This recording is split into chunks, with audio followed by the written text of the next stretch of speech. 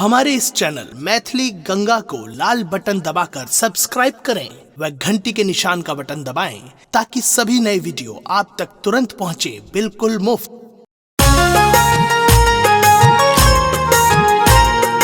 आपने सुन रही थी गंगा कैसेट की प्रस्तुति।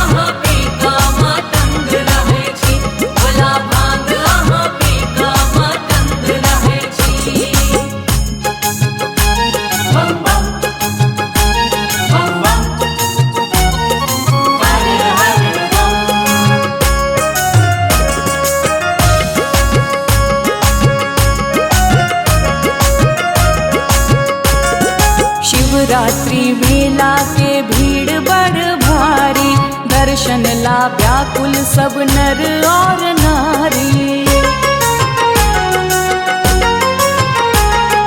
शिवरात्रि मेला के भीड़ बड़ भारी, दर्शन ला व्याकुल सब नर और नारी।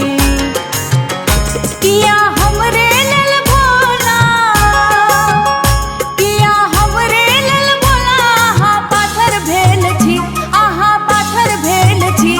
भोला भांग आहा पी का मतंग रहै छी, भोला भांग आहा पी का मतंग रहै छी।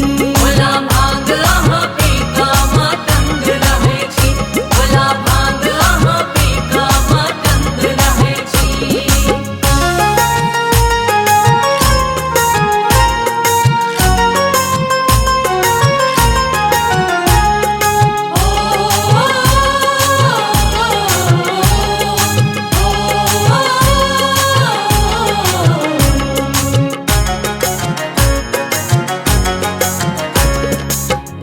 हाथ में डमरू डिम डिम बाजैया, दोसर में त्रिशूल चम चम चमकैया। हाँ, एक हाथ में डमरू डिम डिम बाजैया, दोसर में त्रिशूल चम चम चमकैया।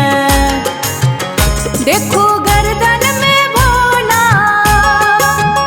देखो गर्दन में मुंडक मान लेने छी। भोला भांग आहा पी का मतंग रहै छी, भोला भांग आहा पी का मतंग रहै छी। भोला भांग आहा पी का मतंग रहै छी, भोला भांग आहा पी का मतंग रहै छी। बम बम बम बम हर हर बम।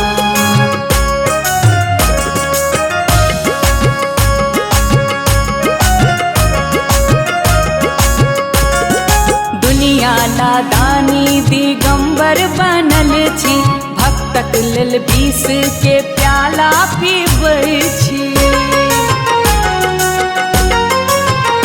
हाँ, दुनियाला दानी दिगंबर बनल छी, भक्तक लेल विष के प्याला पीबै छी। बाबा एकादश रुद्र बन, बाबा कृपानक कष्ट हरै छी। भोला भांग आहा पी का मतंग रहै छी, भोला भांग आहा पी का मतंग रहै छी। भोला भांग आहा पी का मतंग रहै छी, भोला भांग आहा पी का मतंग रहै छी। हरदम भूत प्रेत के संग रहै छी, हरदम भूत प्रेत के संग रहै छी। भोला भांग आहा पी का